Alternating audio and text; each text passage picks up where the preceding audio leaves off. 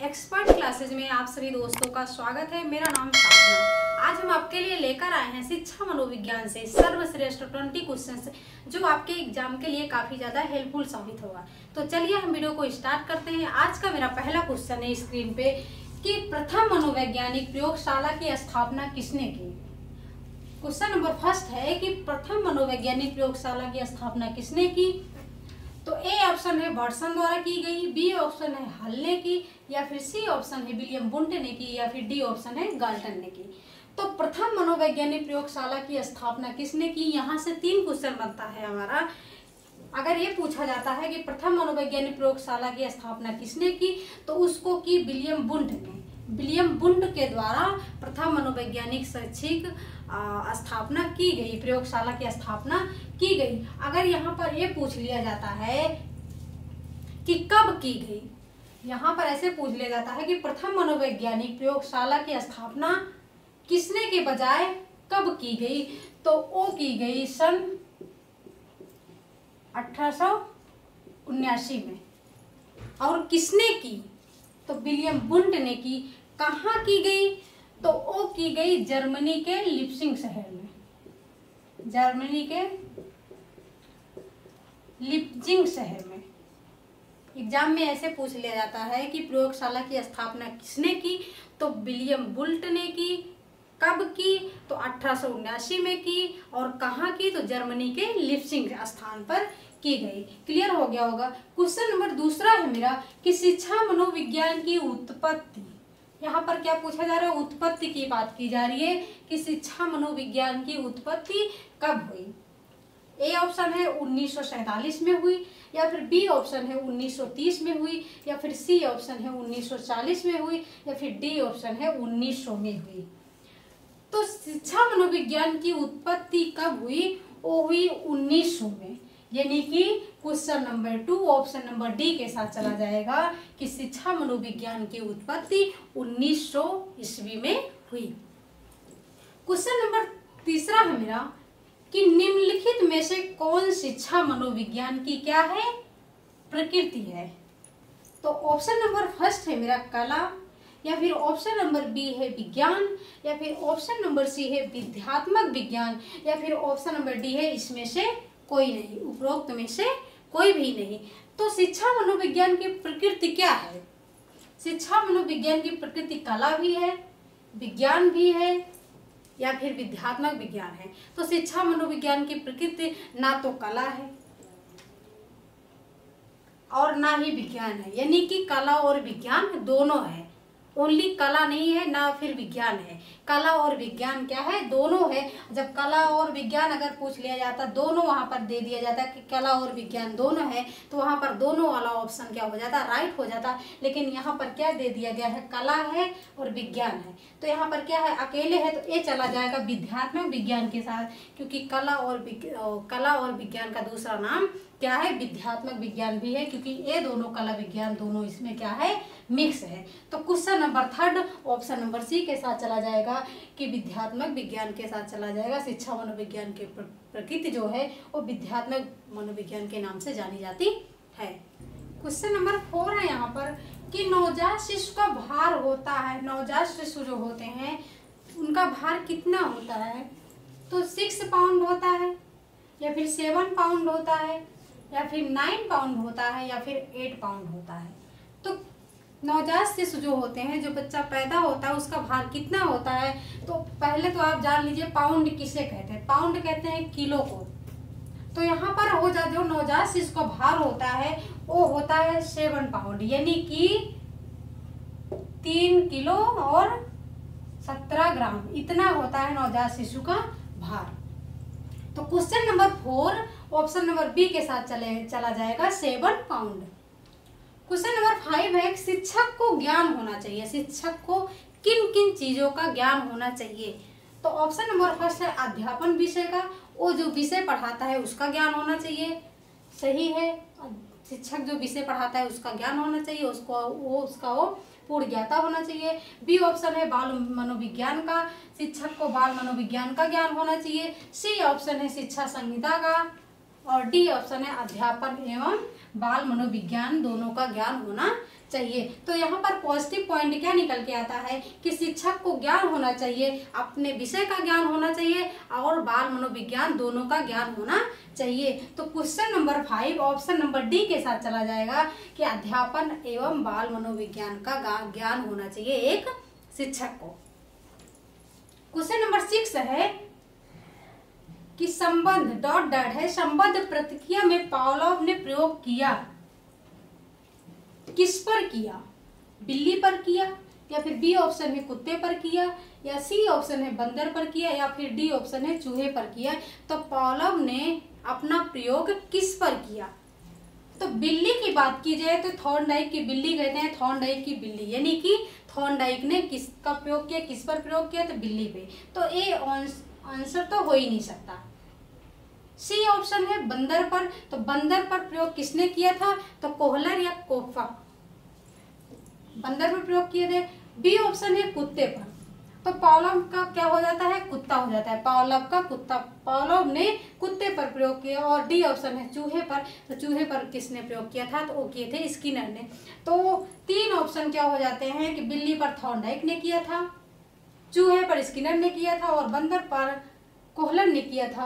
तो कुत्ते पर एक मेरा बचता है, पावलोव ने किया था, यानी कि question number 6 option number B के साथ चला जाएगा, कुत्ते पर पावलोव ने प्रयोग किया था। क्लियर हो गया है?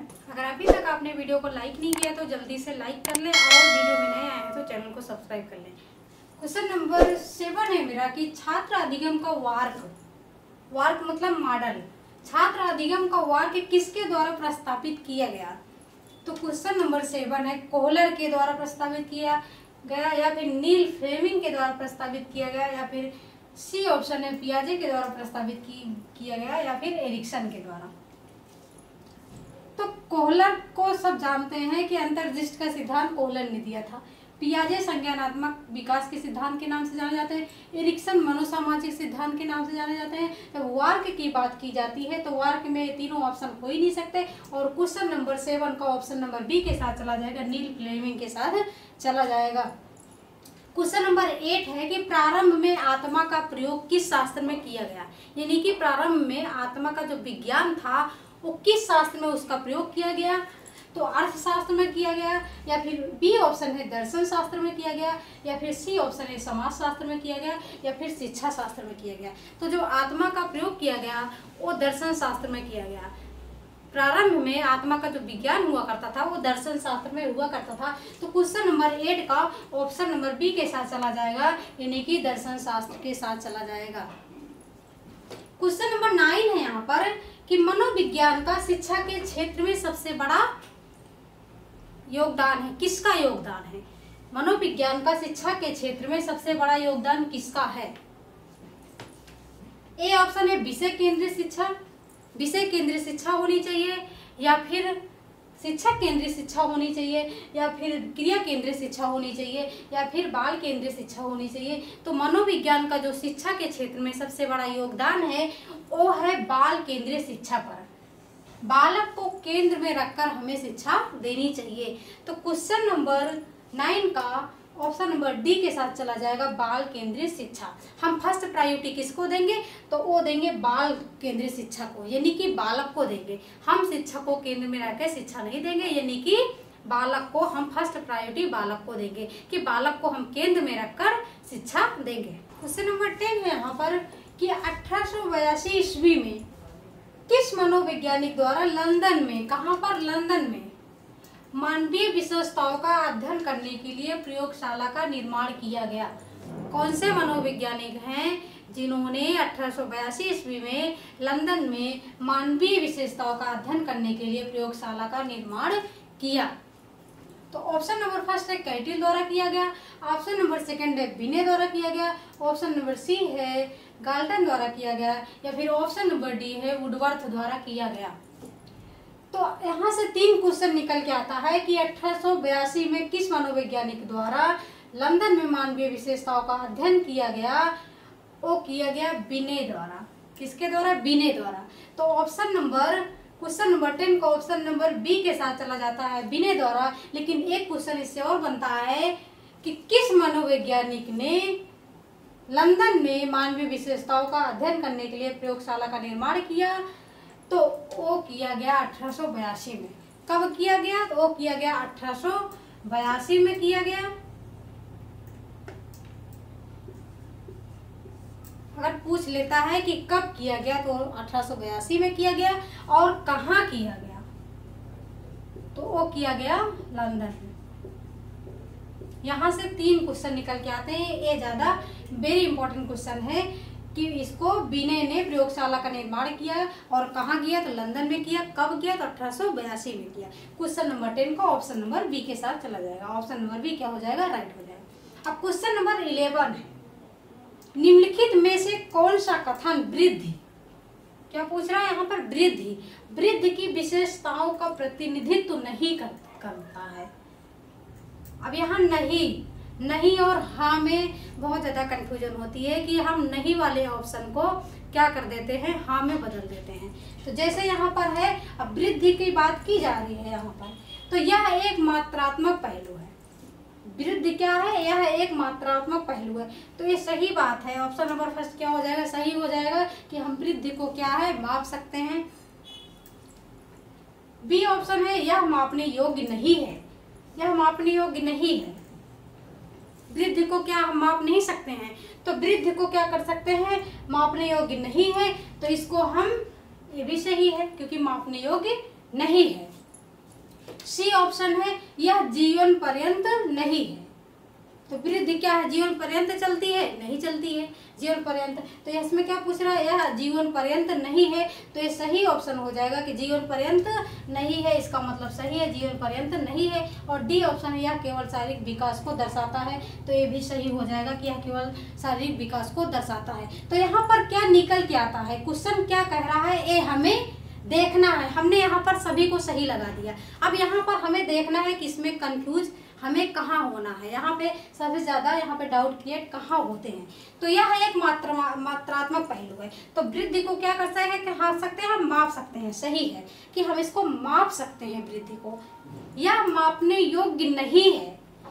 इसे पूछ रहा है यह मापने योग्य नहीं है। अगर यहाँ पर हो जाता यह मापने योग्य है, ये हम हटा दिए, यह मापने योग्य है, तो ये सही हो जाता। लेकिन यहाँ पर क्या पूछा? यह मापने योग्य नहीं है। तो ऑप्शन क्या हो जाएगा?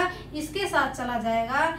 क्वेश्चन नंबर 11 का ऑप्शन नंबर बी के साथ चला जाएगा कि वृद्धि यह मापने योग्य नहीं है, क्योंकि हम इसको माप सकते हैं। ऐसा नहीं है कि हम इसको नहीं माप सकते।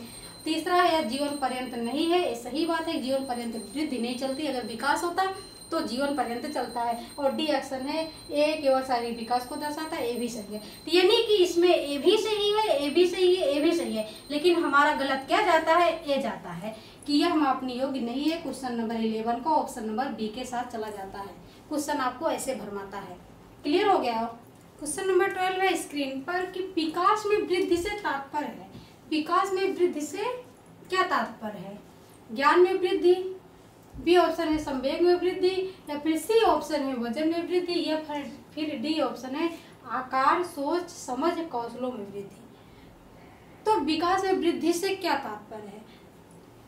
तो क्वेश्चन नंबर 12 का ऑप्शन नंबर डी के साथ चला जाएगा। आकार, सोच, समझ, कौशलों में वृद्धि। क्योंकि हमें क्या लेना है? हमें बड़ा आंसर और सटीक आंसर लेना है। तो अगर ज्ञान में वृद्धि होगी या फिर संवेग में होगी या फिर वजन में होगी तो क्या है? थोड़ा निगेटिव पॉइंट है कि ज्ञान में वृद्धि होगी, ये ठीक है, लेकिन संवेग में वृद्धि होगी, संवेग में वृद्धि हमें नहीं करना है, ना कि वजन में वृद्धि करना है। यहाँ सारे पॉजिटिव, यहाँ सबसे ज़्यादा पॉजिटिव पॉइंट है। सबसे ज़्यादा फर्स्ट प्रायोरिटी हम किसको देंगे कि आकार, सोच, समझ, कौशलों में वृद्धि। ये सभी यहाँ पर बड़ा है और सटीक आंसर है। तो क्वेश्चन नंबर 12 का ऑप्शन नंबर डी के साथ चला जाएगा, आकार, सोच, समझ, कौशलों में वृद्धि। क्वेश्चन नंबर 13 है कि बुरी आदतों को सुधारा जा सकता है। बुरी आदतों को सुधारा जा सकता है कैसे? ऑप्शन नंबर ए है डांट डपट कर। अगर किसी को बुरी आदत लग गई तो हम उसको क्या करेंगे? डांटेंगे। या फिर बी ऑप्शन है दोषारोप द्वारा, हम उसके ऊपर दोष का आरोप लगाएंगे। या फिर सी ऑप्शन है अनुबंधन द्वारा, या फिर ये सभी है। तो अगर किसी को बुरी आदत लग गई तो हम क्या करते हैं? उसको डांटते हैं या फिर उसके ऊपर दोष का आरोप लगा देते हैं कि आपने ऐसा किया, लेकिन ये सभी हमें नहीं करना। एक होता है सकारात्मक पुनर्वलन और एक होता है नकारात्मक पुनर्वलन। तो हमें इसमें क्या करना है, हमें इसमें नकारात्मक पुनर्वलन देना है। किसको देना है? बच्चों को देना है। उसे उस आदत के बारे में बुरे परिणाम बताना है कि ऐसे करने से क्या होता है, उसके बारे में उसको बताना है। यानी कि बुरी आदतों का परिणाम के बारे में हमें उसको बताना है। तो यहाँ पर डांट डपट कर नहीं होगा, दोषारोपण नहीं होगा, ये सभी नहीं होगा। तो क्वेश्चन नंबर 13 को ऑप्शन नंबर सी के साथ चला जाएगा, अनुबंधन द्वारा। हमें उस आदतों का उसका परिणाम उसे बताना है, यानी कि नकारात्मक पुनर्वलन देना है। क्वेश्चन नंबर 14 है कि सामाजिक अधिगम सिद्धांत किसके द्वारा प्रस्तावित किया गया? सामाजिक अधिगम सिद्धांत किसके द्वारा प्रस्तावित किया गया? ए ऑप्शन है फ्राइड के द्वारा, बी ऑप्शन है बंडूरा के द्वारा, या फिर सी ऑप्शन है स्किनर के द्वारा, या फिर डी ऑप्शन है पावलोव के द्वारा। अगर यहाँ पर ऑप्शन में वाइगोत्स्की हो जाता तो वहाँ पर क्या हो जाता? सामाजिक सांस्कृतिक हो जाता। अगर सामाजिक सांस्कृतिक यहाँ पर हो जाता तो यहाँ पर आपको ऑप्शन में वाइगोत्स्की मिलते, लेकिन यहाँ पर क्योंकि सामाजिक अधिगम की बात की जा रही है, जहाँ पर आपको सामाजिक अधिगम का सिद्धांत हो जाए वहाँ पर वो ऑप्शन चला जाएगा बंडूरा के साथ। किसके साथ चला जाएगा? बंडूरा के साथ चला जाएगा। तो क्वेश्चन नंबर 14 का ऑप्शन नंबर बी बंडूरा क्या हो जाएगा? राइट हो जाएगा। क्वेश्चन नंबर 15 है स्क्रीन पे कि प्रतिभावान बालक की बुद्धि लब्धि होती है। प्रतिभाशाली बालक जो होते हैं उनकी बुद्धि लब्धि कितनी होती है? तो ए ऑप्शन है 130 होती है, या फिर 125 होती है, या फिर 140 होती है, या फिर ऑप्शन नंबर डी है 120 होती है। तो प्रतिभावान बालक यानी प्रतिभाशाली बालक जो होते हैं उनकी बुद्धि लब्धि होती है 140, यानी क्वेश्चन नंबर 15 को ऑप्शन नंबर सी के साथ चला जाएगा, 140 के साथ चला जाएगा। क्वेश्चन नंबर 16 है कि किसने प्रस्तावित किया कि भाषा और विचार स्वतंत्र होते हैं? तो हमें भाषा और विचार देखना है। जहाँ पर भाषा और विचार होते हैं वहाँ पर ऑप्शन नंबर सी के साथ चला जाएगा, चामस्की के साथ चला जाएगा। हमें ये सब नहीं याद करना है। जहाँ पर भाषा और विचार मिल जाए वहाँ पर हमें चामस्की को देखना है। चामस्की भाषा और विचार की बात करते हैं। तो वाइगोत्स्की के साथ नहीं जाएगा, ना तो पियाजे के साथ जाएगा, ना हल के साथ जाएगा। क्वेश्चन नंबर 16 का ऑप्शन नंबर सी के साथ चला जाएगा, चामस्की के साथ चला जाएगा कि चामस्की साहब ऐसे हैं जो भाषा और विचार की बात करते हैं। क्वेश्चन नंबर 17 है कि रोर्सा इंक ब्लॉक टेस्ट किसने किया? यानी कि रोर्सा इंक ब्लॉक टेस्ट किसने प्रतिपादित किया या फिर किसने प्रयोग किया? तो ऑप्शन नंबर ए है आल्पोर्ट ने किया, बी ऑप्शन हर्मन रोर्सा ने किया, या फिर सी ऑप्शन है मास्लोना, या फिर सभी ने किया। तो ink block test IBT ink block test जिसने प्रयोग किया, जिसने प्रतिपादित किया वो है हर्मन रोर्सा। आप रोर्सा से याद कर सकते हो, हर्मन रोर्सा। क्वेश्चन नंबर 17 का ऑप्शन नंबर बी राइट हो जाएगा, हर्मन रोर्सा। क्वेश्चन नंबर 18 है कि बुद्धि लब्धि के जन्मदाता हैं। बुद्धि लब्धि के जन्मदाता कौन है? ए ऑप्शन है बिने साइमन, बी ऑप्शन है स्टर्न, या फिर सी ऑप्शन है टर्मैन, या फिर सभी।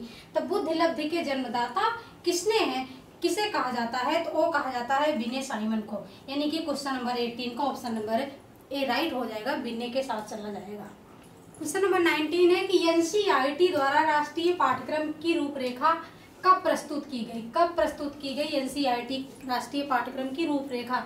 तो ऑप्शन नंबर फर्स्ट है 1985 में, या फिर बी ऑप्शन है 1992, या फिर सी ऑप्शन है 2005 में, या फिर डी ऑप्शन है 2009 में। तो एनसीईआरटी हमारा कब आया? तो वो आया 2005 में आया। यानी कि क्वेश्चन नंबर 19 का ऑप्शन नंबर सी के साथ ही सही चला जाएगा कि एनसीईआरटी 2005 में आया।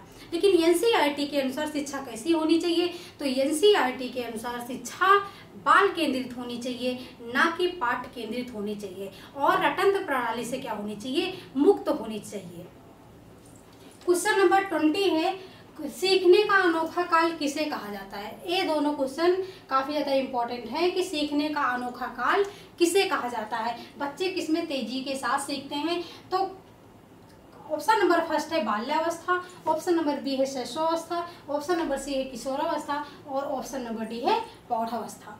तो सीखने का अनोखा काल किसे कहा जाता है? तो कहा जाता है शैशवावस्था को। शैशवावस्था में क्या होता है कि बच्चे तेजी के साथ सीखते हैं। क्वेश्चन नंबर 20 का ऑप्शन नंबर बी के साथ चला जाएगा, यानी कि शैशवावस्था के साथ चला जाएगा। तो दोस्तों आपको वीडियो कैसा लगा? अगर अच्छा लगा हो तो लाइक कर देना और चैनल को सब्सक्राइब करना ना भूले। छात्र हित में शिक्षा, this is Sadhana Tyagi's expert classes.